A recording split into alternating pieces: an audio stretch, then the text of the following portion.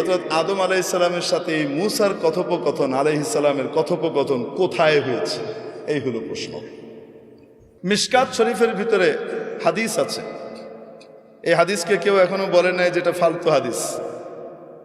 এই হাদিসকে সকল হাদিস বিশারদরা এটাকে উঁচু মানের গ্রহণযোগ্য হাদিস হিসেবে স্বীকৃতি দিয়েছেন। রাসূল পাক সাল্লাল্লাহু আলাইহি ওয়াসাল্লাম বলেন, মুসা আলাইহিস সালামের সাথে একবার আদম আলাইহিস সালামের দেখা হলো। কার সাথে? কার? আদম আলাইহিস সালামের সাথে দেখা হয়েছে কার? মুসা আলাইহিস সালামের। তো মুসা আলাইহিস সালাম আদম আলাইহিস সালামকে বলছেন, আব্বাজান, আল্লাহ তাআলা এত কিছু জান্নাতে আপনাদেরকে দিয়ে রাখলো, শুধু একটা গাছ এটার কাছে যেতে না করলো, এটা না খাইলে হতো না? কেন? তো আপনি খাইছেন বলে তো আমরা দুনিয়াতে আইতে এসেছি। আপনি দুনিয়াতে আসছেন, আমরা দুনিয়াতে আসছি, আইসাই যে ফেরাউনের কবলে পড়ছে, জ্বালায় মারতেছে। যুগে যুগে ফেরাউন, পুরুষ ফেরাউন, মহিলা ফেরাউন জ্বালায় শেষ করে দেয়। এক এক সময় এক এক ফেরাউন আসে। এই যে আমরা এখন কি করতেছি, জ্বলতেছি। আপনি কেন খাইলেন? এটা না খাইলে হইতো না, আপনার কারণে আমরা এই পেরেশানিতে পড়ছি। বুঝেন কি বলে? সমস্ত পেরেশানিতে পড়লাম কার কারণে? আপনার কারণে। কে বলতেছে? মুসা আলাইহিস সালাম। আপনি এটা কেন খাইলেন? হযরত আদম আলাইহিস সালাম বলতেছেন, আমি খাইছি, তোমারে কে বলছে এই কথা? বুঝছেন?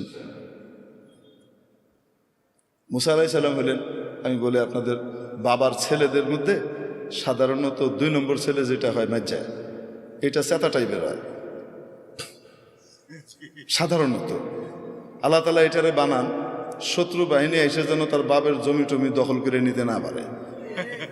আর বড়টাকে বানান আল্লাহ তাআলা অনেক বুদ্ধিমান হয়, কিন্তু বেকুবের মতো থাকে, একটু সাদা সিধা থাকে, ওটা ঠান্ডা থাকে। আল্লাহ বানানি ঠান্ডা, কারণ সবাইকে লইয়ে চলতে হবে, তো ভাই বোনগুলোর ভিতরে যেন মিল মহব্বত রাখা যায়। সাধারণত এই বুদ্ধিটা আল্লাহ তাআলা বড়টাকে দিয়ে রাখেন। আবার কখনো এটা বিপরীত ঘটে। ঘটে কি ঘটে না?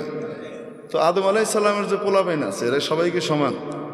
হ্যাঁ, সমস্ত নবীরাই আদম আলাইহিস সালামের আওলাদ, কিন্তু আদম আলাইহিস সালামের আওলাদের ভিতরে মুসা আলাইহিস সালাম হলেন মাইজা পোলার মতো, কাউরে ছেড়ে দেন। খোদ রসুল সাল্লাল্লাহু আলাইহি সাল্লাম যখন মেরাজে যান, সহিহ মুসলিমের হাদিস, যখন রসুল সাল্লাল্লাহু আলাইহি সাল্লাম কোথায় যান? মেরাজে যান। জিবরাইল আলাইহিস সালাম এক এক জায়গায় নিয়ে যাচ্ছেন। আপনারা বিরক্ত হচ্ছেন?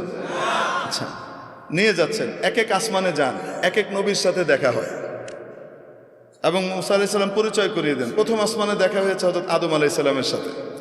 রাসূলুল্লাহ সাল্লাল্লাহু আলাইহি সাল্লামকে পরিচয় করিয়ে দিচ্ছেন জিবরাইল আলাইহিস সালাম, হাদা আবুকা আদম, ইনি আপনার আব্বা আদম আলাইহিস সালাম, ফাসাল্লিম আলাইহি, ওনাকে সালাম দেন। এটা প্রোটোকল। তো হযরত আদম আলাইহিস সালামকে কি করতেছে? সালাম দিয়েছেন রাসূল সাল্লাল্লাহু আলাইহি সাল্লাম। আদম আলাইহিস সালাম উঠে দাঁড়িয়েছেন, সন্তানকে সম্ভাষণ জানিয়েছেন, মারহাবাম বিন নবিয়্যিস সালেহ ওয়াল ইবনিস সালেহ, ও আমার প্রিয় সন্তান, ও প্রিয় নবী, শুভেচ্ছা, স্বাগতম। দ্বিতীয় আসমানে গেলেন, ওখানে আরেক নবীর সাথে সাক্ষাৎ। তো বলছেন, আপনি সালাম দেন, আপনার ভাই অমুক। উনি সালাম দিলেন, উনি বলেন, মারহাবাম বিন নবিয়্যিস সালেহ ওয়াল আখিস সালেহ, ও আমার প্রিয় ভাই, ও আমার সম্মানিত নবী, আপনাকে শুভেচ্ছা, স্বাগতম। এইভাবে যেতে যেতে হযরত মুসা আলাইহিস সালামের সাথে দেখা 6 নম্বর আসমানে। কয় নম্বর আসমানে? 6 নম্বর আসমানে। তো বলছেন সালাম দেন। তো সালাম দিছে, ইনি কে? আপনার ভাই মুসা। সালাম দিয়েছেন। রাসূল সাল্লাল্লাহু আলাইহি ওয়াসাল্লাম বর্ণনাও করেছেন যে আমার ভাই মুসা তোমাদের মতো, তোমাদের মধ্যে অমুকের মতো দেখতে, কাজদি শানুআহ, এদের লোকগুলো যেমন হয় মুসা আলাইহিস সালাম দেখতে এরকম। তোনার সাথে দেখা হলো। দেখা হওয়ার পরে সালাম দিলাম, সালামের জবাব হলো। তারপরে হযরত মুসা আলাইহিস সালাম ওই একই কথা বললেন। এখন রাসূল সাল্লাল্লাহু আলাইহি সাল্লাম যখন পার করে চলে যাচ্ছেন, উপরের দিকে 7ম আসমানের দিকে রওনা হচ্ছেন, তো তখন কান্নাকাটির আওয়াজ শুনতেছেন। কেঁদে কেঁদে কেউ বলতেছে, আল্লাহ, এটা কোনো ইনসাফ? আমার পরে আসছে আর আমার আগে উপরে চলে যেতেছে, এটা কোনো কথা? এটা কিসের ইনসাফ? আমি কত কষ্ট করছি এসে। তো হযরত মুসা আলাইহিস সালাম, রাসূল সাল্লাল্লাহু আলাইহি ওয়াসাল্লাম জিবরাইল আলাইহিস সালামকে বলতেছেন, কারণ অভিযোগ করতেছে কার উপরে? বাপরে বাপ, ভয়ঙ্কর কথা। আল্লাহরে থ্রেট দিচ্ছে, এটা কিসের ইনসাফ করলেন আপনি? উনি বলতেছেন, এটা কি এরকম করে কথা কি কয়? রাসূল সাল্লাল্লাহু আলাইহি ওয়াসাল্লাম ঘাবড়ে গেছেন। এইরকম করে কথা আল্লাহকে কি কয়? তুমি বলতেছেন হাজা হুকা মুসা সৌতু মুসা, আপনার ভাই মুসার আওয়াজ। কি বলেন, কেউ তার রবের সাথে এভাবে কথা বলতে পারে? উনি বলেন রব্বু ইয়ারিফা, তার রব তার ব্যাপারে খুব ভালো জানে। এরমই তার রব তার এই সমস্ত কথা কিছু কি করে না, মনে টনে করে না। বুঝেন নাই? তো মুসা আলাইহিস সালাম কি সাধারণ নবী? সাতা নবী। ট্রিটমেন্ট শুরু হইতো ঘুষি দিয়ে, কথা পরে আগে ফিডা। করলে কেন এরকম? বুঝেন নাই? ঘুষি একটা মারছে গেছে মিটে, ওনার ঘুষিতে যে এত পাওয়ার উনি নিজেও তো জানেন না। সুবহানাল্লাহ, আল্লাহু আকবার। তো মুসা আলাইহিস সালাম সাধারণ নবী না চেতা নবী? আল্লাহ তাআলার বড় প্রিয় নবী। আদম আলাইহিস সালামও ছেড়ে দিচ্ছে না, ধরছে বাপরে। বুঝতে পারছেন? বাবারে ধরে বলতেছে আপনি এই জিনিসটা না খাইলে কি হইতো না? আপনি সারা জান্নাত ভর্তি জিনিস সারা জীবন খেয়ে শেষ করতে পারতেন না, ওই একটা খায়া আপনি অনা সৃষ্টি করে আইলেন। দুনিয়াতে আসলে আমাদেরকে জ্বালা যন্ত্রণা ভোগ করতে হচ্ছে, আপনার কারণে আমাদেরকে সব দুনিয়াতে এসে পরীক্ষা দিতে হচ্ছে আর কষ্ট করতে হচ্ছে। আদম আলাইহিস সালাম তো তার রব যেহেতু ওনার বান্দার এই ভাষা সম্পর্কে বুঝে, তো বাপও তো বুঝে। তো বাপও রাগ করতেছে না, চপ বেয়াদব কোথাকার, তুই আমার লগে এভাবে কথা কস, এটা কইতেছে না। বাপ ঠান্ডা। বাপ বলতেছে আমি এরকম করে খাইছি তাই আমাকে দুনিয়া আসতে হয়েছে, তোমরা এসো। কে বলছো তোমাকে এটা? তুমি ছিলা তো? আমি থাকি আর না থাকি তাওরাতের ভিতরে আছে। আমার কাছে যে আল্লাহ তাওরাত কিতাব নাজিল করছেন সেই কিতাবে আছে, আপনি কাম ঘটাইছেন। তারপরে আমরা আসছি। তাহলে তো আদম আলাইহিস সালাম রাগেন না। আদম আলাইহিস সালাম জিজ্ঞেস করেন আচ্ছা তাওরাতের ভিতরে আছে? হ্যাঁ। তুমি তোমার তাওরাত সম্পর্কে জানো? তাওরাত কবে লেখা হয়েছে? হ্যাঁ জানবো না কেন? কবে লেখা হয়েছে? আপনার জন্মের 50,000 বছর আগে লেখা হয়েছে। আরেক রাতে 40,000 বছরের কথা আছে। 50,000 বছর আগে লেখা হয়েছে। ও, আমার জন্মের 50,000 বছর আগে তোমার তাওরাত লেখা হয়েছে? হ্যাঁ, তাওরাতের ইতিহাস আমার উপরে তাওরাত নাযিল হয়েছে, আমি জানবো না? আচ্ছা, তো বেটা একটু বলো দেখি, আমার জন্মের 50,000 বছর আগে তোমার কিতাবে যেটা লিখে দেওয়া হয়েছে সেটা আমি করছি, আমার দোষটা করি? দেখে আমি করছি না, উনি চাইছেন তাই করছি। আরে পরের কথাটা হাদিসে নাই, আমি বলতেছি। আরে যদি আমি ওইটা না খাইতাম তুমি আমার উপরে প্রশ্ন উত্থাপন করারই সুযোগ পাইতা না। আমরা মিয়া বিবি জান্নাতে থাকতাম, পোলাপাইন তো আর হইতো না। পোলাপাইন হওয়ার জন্য কিছু নাপাক জিনিস বের হয় কি হয় না? ওইটা তো জান্নাতে বের করার কোনো সুযোগ নাই। তো তোমার দুনিয়াতে আসার জন্য তো, এই কথা কবার জন্য তো আমার নিচে আসা দরকার ছিল। তোমার তো শুকরিয়া আদায় করা উচিত যে আমি ওইটা খাইছি তাই তুমি জান্নাতের মুখ দেহ নবী হইছ।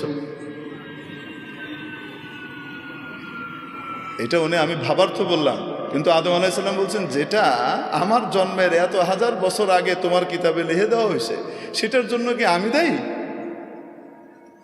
আদম মুসা আলাইহিস সালাম চুপ মেরে গেছেন। রাসূলুল্লাহ সাল্লাল্লাহু আলাইহি সাল্লাম এখানে বলেন খুব মজার কথা, ফাহাজ্জা আদম মুসা, আদম মুসাকে পথ কেটে ফেলাই দিছে। আদম মুসাকে এভাবে কি করছেন? ধাই করে ফেলে দিয়েছেন, হারিয়ে দিয়েছেন। আমরা বলি না আদম মুসাকে কি করেছেন? হারিয়ে দিয়েছেন। রাসূল সাল্লাল্লাহু আলাইহি ওয়াসাল্লাম এটা যখন বলেন, বলতে গিয়ে হেসে দিয়েছেন, কারণ বাপের গর্ব তো নিজের গর্ব, আরে কয় না কেন? তো আমরা আদমের সন্তান, এজন্য কি আমরা লজ্জিত না গর্বিত? তো এই যে হযরত আদম আলাইহিস সালামের সাথে এই মূসার কথোপকথন, আলাইহিস সালামের কথোপকথন কোথায় হয়েছে, এই হলো প্রশ্ন। বুঝাতে পারি নাই? মুহাদ্দিসিনে কেরাম এখানে ঘাটাঘাটি করছেন যে এই দুইজনের সাক্ষাৎটা কোথায় ঘটেছিল। অনেকগুলো মত আছে। এক হলো রূহ জগতে ঘটেছিল, আরেক হলো এখান থেকে যাওয়ার পরে এল্লিনে ঘটেছে, দুইজনের ওখানে দেখা হয়েছে, তখন হয়েছে।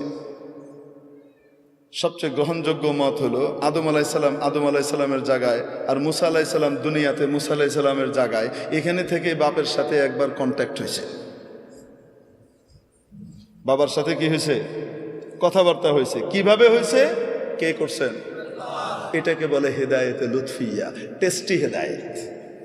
এই হেদায়েতের ভিতরে স্পেশাল স্বাদ আল্লাহ দান করেন। 7 নম্বর মানা হলো হেদায়েতের রিদওয়ানিয়া, সন্তুষ্টির ঘোষণা দেওয়া। হেদায়েত মানে হলো সন্তুষ্ট হয়ে গেলাম এই ঘোষণা দেওয়া। সূরা মুহাম্মাদের মধ্যে আছে ওয়াল্লাযীনা কুতিলু ফি সাবিলিল্লাহ,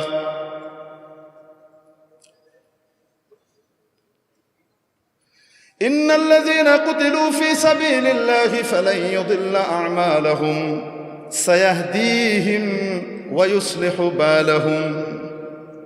নিশ্চয় যারা আল্লাহর রাস্তায় শহীদ হয়েছেন তাদের আমলকে আল্লাহ নষ্ট করবেন না, অতি সত্বর আল্লাহ তাদেরকে হেদায়েত দিবেন। তবে দুনিয়া থেকে মরে চলে গেছে, আবার হেদায়েত দিবেন মানে? শহীদ তো দুনিয়া থেকে চলে গেছেন, তাকে আবার হেদায়েত দেওয়ার অর্থ কি? অর্থ হলো আল্লাহ রাব্বুল আলামিন অতি সত্বর তার উপরে সন্তুষ্টির ঘোষণা দিবেন, বান্দা তোমার উপরে আমি খুশি হয়ে গেছি, আর কখনো নারাজ হব না। মেরে মুআজ্জাল হাজরিন, এই হেদায়েতের দরকার আছে না নাই? সূরা ফাতিহার মধ্যে রব্বুল আলামিন আমাদেরকে হেদায়েত প্রার্থনা করা শিখিয়েছেন। ইহদিনাস সিরাতাল মুস্তাকিম, আমাদেরকে সত্য সরল সঠিক পথ সিরাতে মুস্তাকিমের হেদায়েত দেন। সেটা কোন পথ? সিরাতাল্লাযীনা আন'আমতা আলাইহিম, তাদের পথ যাদের উপরে আপনি করুণার নিয়ামত বর্ষণ করেছেন। মুআজ্জাল হাজরিন, এজন্য আল্লাহওয়ালাদের সোহবতে যত বেশি সময় কাটাবো তত বেশি আমাদের জন্য হেদায়েতের উপরে চলা সহজ হবে। না হলে এখান থেকে ওখান থেকে শয়তান হামলা করবে, টেনে নিয়ে যাবে। আল্লাহ তাআলা আমাদেরকে বুঝবার তৌফিক নসিব করেন।